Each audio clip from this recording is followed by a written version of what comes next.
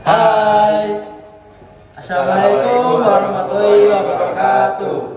Di sini kami akan mempresentasikan tentang dampak pemilihan material dalam desain produk terhadap kesehatan pekerja dan lingkungan kerja. Dan perkenalkan, nama saya Niko Ramdhani. Dan perkenalkan, nama saya Genjar Kadian. Nama saya Rendra Ahmad Fauzi. Nama saya Wafik Fansa Guzaki.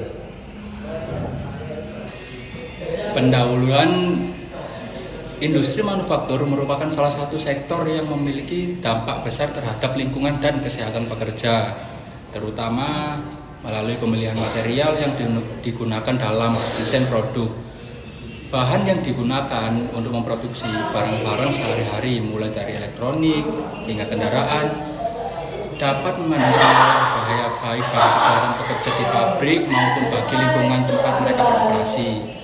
Beberapa material berpotensi menimbulkan polusi udara, air, dan tanah, serta memengaruhi kualitas hidup di sekitar fasilitas produksi. Selama beberapa dekade terakhir, perhatian terhadap keberlanjutan dan keselamatan kerja semakin meningkat, mendorong perubahan dalam desain, produk, dan pemilihan material. Material ramah lingkungan dan lebih aman bagi pekerja seperti bahan yang dapat didaur ulang, komposit alami, atau bioplastik kini banyak dicari. Pemilihan material yang tepat yang mempertimbangkan faktor kesehatan dan keselamatan kerja tidak hanya membantu mengurangi dampak negatif terhadap lingkungan, tetapi juga meningkatkan kesejahteraan pekerja.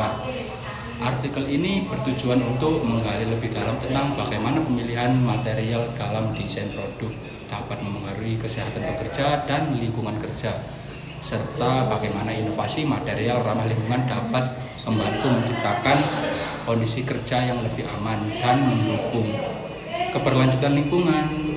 Pembahasan 1. Peran material dalam desain produk. Pemilihan material dalam desain produk memiliki pengaruh yang signifikan terhadap performa produk itu sendiri, tetapi juga terhadap dampaknya pada lingkungan dan pekerja yang terlibat dalam proses manufaktur.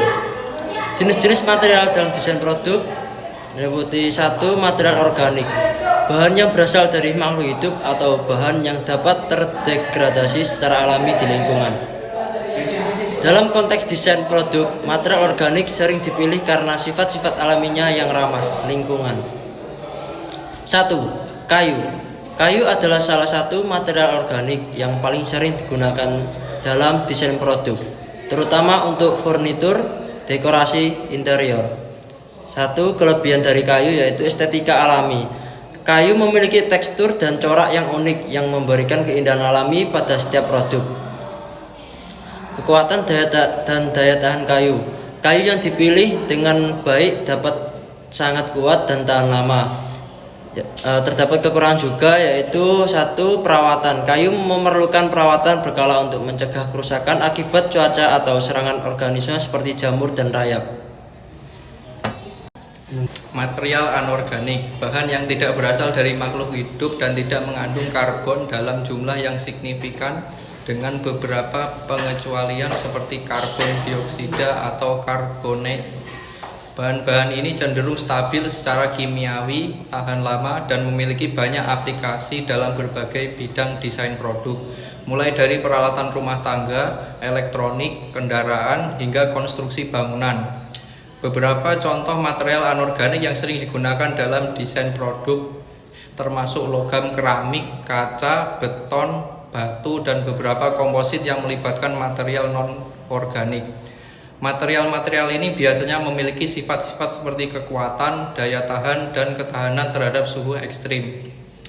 1. Logam. Logam adalah bahan anorganik yang memiliki sifat fisik yang khas seperti konduktivitas listrik yang baik, kekuatan mekanis tinggi, dan daya tahan terhadap korosi tertentu.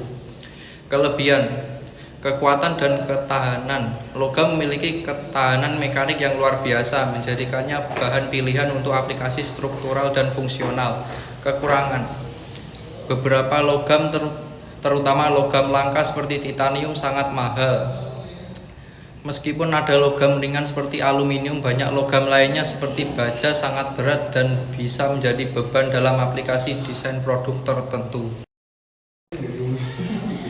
Selanjutnya adalah material komposit. Jenis material yang terdiri dari dua atau lebih material penyusun yang berbeda, baik dalam bentuk kimia maupun fisik, yang digabungkan untuk membentuk satu material baru dengan sifat yang lebih unggul dibandingkan komponen-komponennya secara terpisah. Penggabungan ini dirancang agar sifat terbaik dari masing-masing material penyusun dapat dimanfaatkan secara optimal, memberikan kekuatan, ketahanan, atau sifat spesifik lainnya yang diinginkan untuk memenuhi kebutuhan dalam aplikasi tertentu, termasuk dalam desain produk. Yang kedua adalah dampak material terhadap kesehatan pekerja. Yang pertama, paparan terhadap bahan kimia berbahaya. Banyak material yang digunakan dalam desain produk mengandung bahan kimia berbahaya yang dapat membahayakan kesehatan pekerja dalam jangka panjang. Misalnya, penggunaan pelarut organik seperti toluena dan silen dalam pembuatan cat atau plastik atau logam berat. Yang kedua adalah debu dan partikel berbahaya. Proses produksi yang melibatkan pemotongan, penggilingan, atau pengolahan material tertentu sering menghasilkan debu berbahaya yang dapat dihirup oleh pekerja. Sebagai contoh, debu silika yang dihasilkan saat memotong beton atau batu. Yang ketiga adalah paparan terhadap polusi udara dan limbah kimia.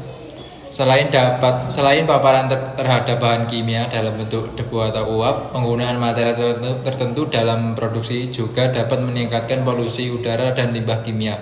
Proses pemrosesan logam misalnya dapat menghasilkan gas beracun yang mengancam kesehatan pekerja. Oke, selanjutnya yaitu nomor 3, dampak material terhadap lingkungan kerja. 1. Pengurangan emisi dan polusi. 2. Pengolahan limbah. Bahan yang digunakan dalam produk seringkali menghasilkan limbah yang dapat mencemari lingkungan jika tidak dikelola dengan baik. 3. Keamanan lingkungan kerja. 4. Cara memilih material yang aman untuk bekerja di industri manufaktur. Identifikasi bahaya, APDE, ergonomi dan keamanan, memenuhi persyaratan regulasi dan kepatuhan lingkungan. Dan yang terakhir adalah kesimpulan. Pemilihan material dalam desain produk memiliki dampak yang signifikan terhadap kesehatan pekerja dan lingkungan kerja. Material yang digunakan dalam produk manufaktur dapat mengandung bahan kimia berbahaya, menghasilkan limbah beracun, atau menimbulkan risiko fisika yang dapat merugikan kesehatan pekerja. Selain itu, proses produksi material tertentu dapat meningkatkan polusi udara dan pencemaran lingkungan sekitar fasilitas produksi. Dengan memperhatikan sifat kimia bahan yang akan disimpan, kondisi lingkungan operasi, dan persyaratan regulasi yang berlaku, perusahaan dapat memilih material yang sesuai, memastikan penyimpanan bahan kimia yang aman, efisien, dan ramah lingkungan. Dengan demikian pentingnya memilih material yang tepat untuk penyimpanan bahan kimia tidak boleh diabaikan, karena dapat mempengaruhi keseluruhan keberhasilan operasi industri dan menjaga integritas produk serta lingkungan sekitar. Namun, beralih ke material yang lebih ramah lingkungan, aman bagi pekerja, dan dapat didaur ulang memberikan banyak manfaat. Penggunaan material alami, bioplastik, dan bahan daur ulang dapat mengurangi paparan pekerja terhadap bahan kimia yang berbahaya, mengurangi emisi gas rumah kaca, dan meminimalkan polusi di lingkungan pekerja. Ini juga akan menciptakan lingkungan kerja yang lebih bersih, aman, dan lebih sehat, serta mendukung keberlanjutan jangka panjang bagi industri manufaktur. Implementasi perubahan dalam pemilihan material memerlukan komitmen dan perusahaan untuk berinvestasi dalam teknologi baru dan penelitian untuk menemukan solusi yang lebih baik. Dengan demikian, pemilihan material yang dapat akan membawa manfaat tidak hanya bagi pekerja dan lingkungan kerja, tetapi juga untuk masyarakat dan bumi secara keseluruhan. Terima kasih. Wassalamualaikum warahmatullahi wabarakatuh. Sekian presentasi dari kami. Bila ada kurang dan lebihnya kami mohon maaf. Wassalamualaikum warahmatullahi wabarakatuh. Bye-bye.